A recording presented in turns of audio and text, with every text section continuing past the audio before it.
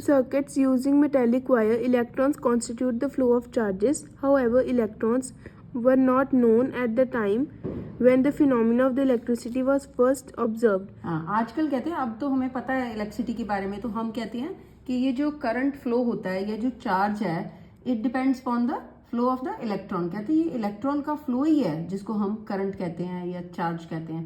तो जब पहले इसको नहीं पता था, इस कॉन्सेप्ट का नहीं पता था हमें. So the electric current was considered to be flow of positive charges, and the direction of flow of positive charges were taken to be direction of electric current.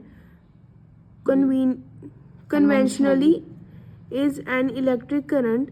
The direction of the electric current is taken as opposite to the direction of the flow of electrons, which are negative charges.